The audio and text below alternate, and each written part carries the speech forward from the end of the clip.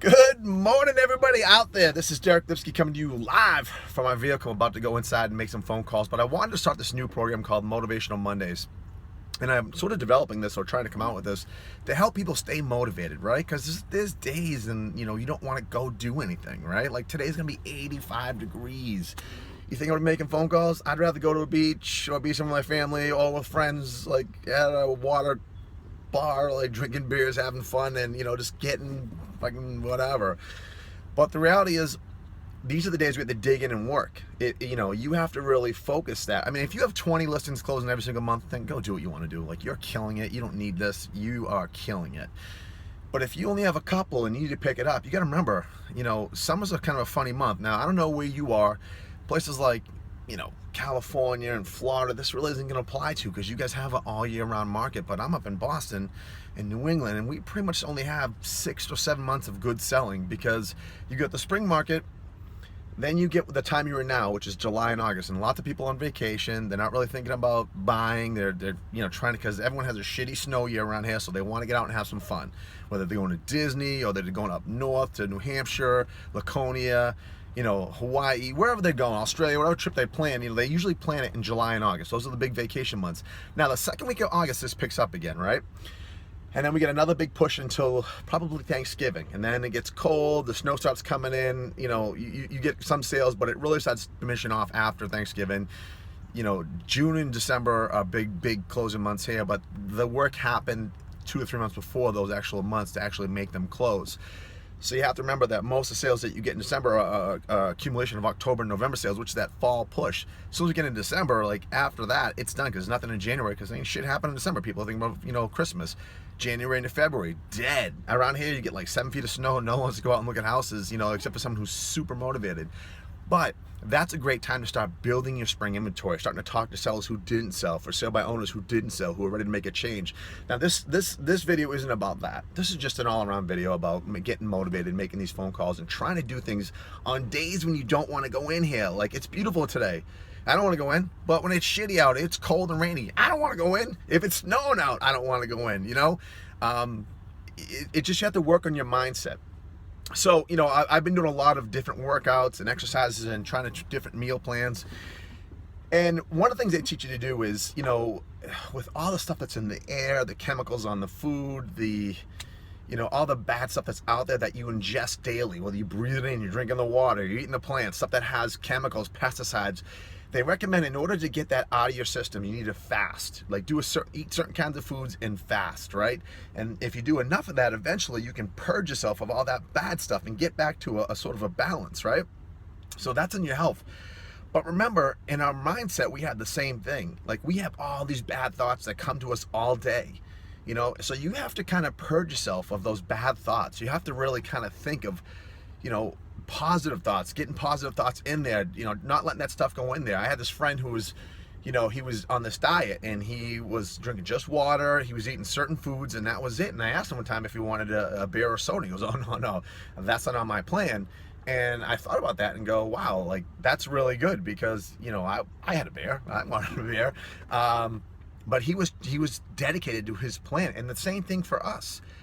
With our mindset, when you see that bad thought come in there, no, you can't allow it to take root. Now, please don't take this as I am a superhuman and I have all the answers. I don't. Shit gets into my head and it affects me and I hate it, right? But I've learned over the years how to control that, or at least think more about it, like, oh, this is probably this, and try to get past it. And that's what I'm trying to say to you guys. You guys got to not let that stuff stick with you. It's okay. Like in the Bible, it says, although I pass through the shadow of the valley of death, I shall fear no evil. I passed through. Yeah, you got bad thoughts, they come in, but you let them go through. You keep going. You don't hold on to them, right? Part of that is having a higher power, having something to believe in spiritually. Like, I believe in God, and you guys have seen videos of me. I don't really preach. I'm not a preacher by any means, but I talk about what I believe in, what gives me strength and hope and faith when there's nothing out there. Look, a lot of times you're in bad spots, and hope is the only thing you have to hold on to because you're in. I mean, I've been in some real bad spots where I'm like, shit, like, I can't see a way out of this. I don't know how to get out of this, but I know my God has a way for me. I'm just going to keep going through it.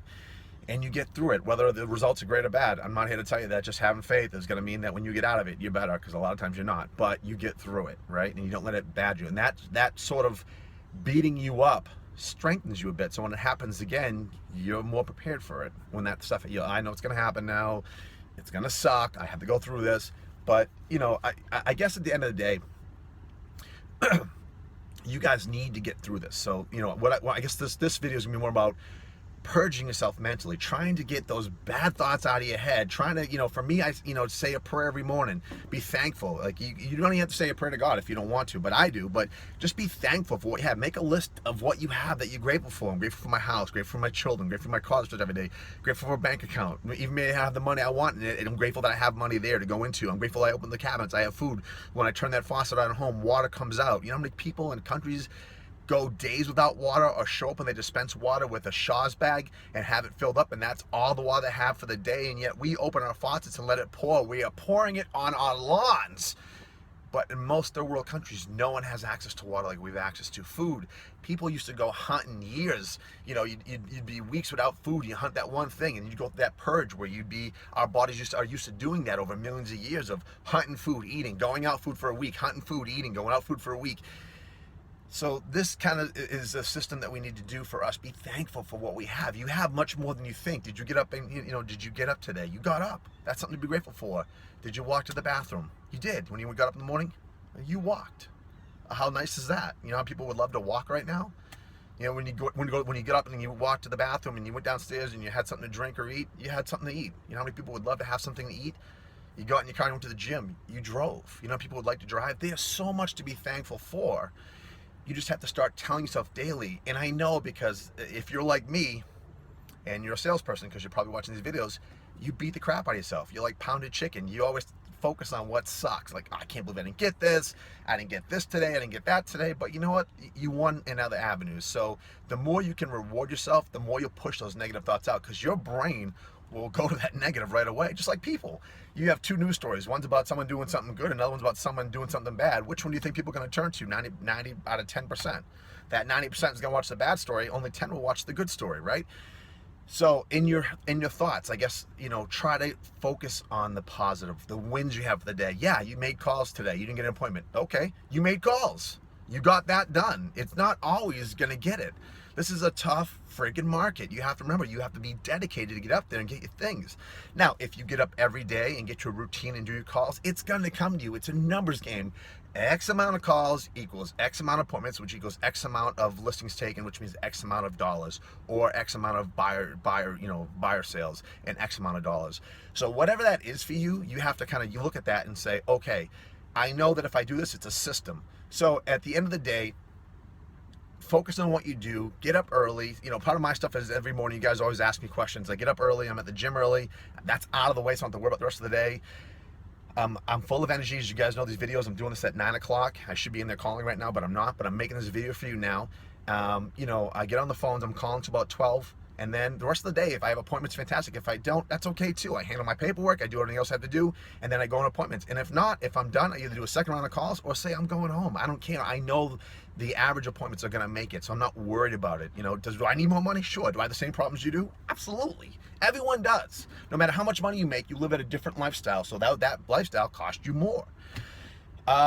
So let me know if you guys like this video. Leave a comment down below, share it. I'm starting something new. If I don't see a ton of comments or a ton of likes or anything like that, I won't make them, a bunch more money. Give it a sort of a 30-day trial run. See if this stuff helps you guys. Again, feel free to leave any comments on the page. Join Prospecting with Deric Lipski on the Facebook page. Also running those programs. If you guys want to get better at calling expired, certainly give me a buzz or shoot me an email. I'll shoot you the link to the new program. You guys will love it. $300. I mean, it is nothing for what we have, the results we're getting out of those things. Anyways, I'll see you at the next one. Talk to you later.